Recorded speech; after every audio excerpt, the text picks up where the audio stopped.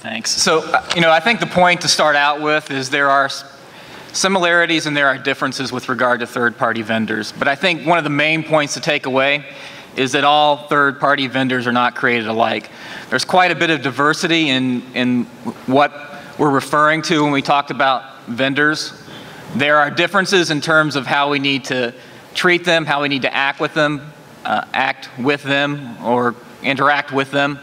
But I think the main point is that there are some takeaways that in looking at these third-party incidents that involve vendors to show consistencies in terms of how we're dealing with breaches generally.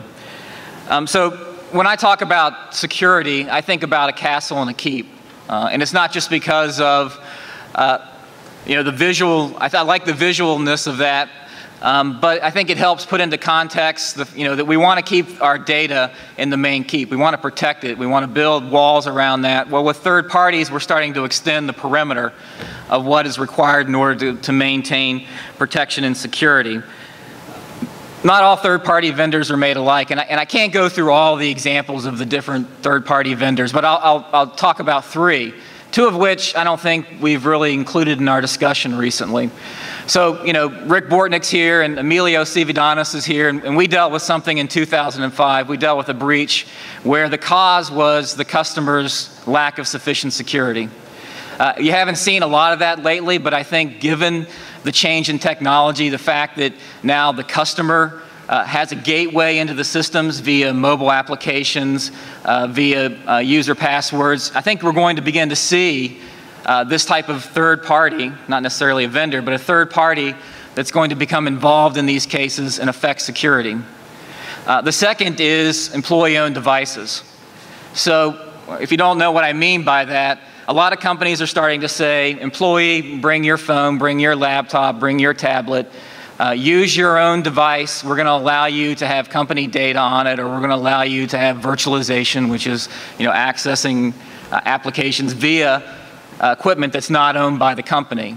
So it's going to be interesting, I think, insurance implications with regard to this third party. Again, not a traditional vendor that we've talked about in some of these presentations in the past, but I think a pertinent group of people to think about as we think about third-party security, insurance policies, and the like. The best example I like to think of to make the point that there's quite a bit of diversity among third parties and vendors is to talk about maintenance. And by that I mean the janitorial staff. So I got involved in data security about 14, 15 years ago. And everyone had clean desk policies then, right? Everybody knows what I mean by that. Keep your personal stuff locked away in a lockbox. Don't leave it on, don't leave paper out on the desk. Well, how many times have you gone to your clients or walked around your office and you've seen PII, protected stuff, laying out on the desk? People don't think about the fact that this physical security aspect means that your physical management company, the people that are cleaning your office, may have PII and security issues that go along with what they're doing for the company and so need to be considered in contracts, operational issues, and the like.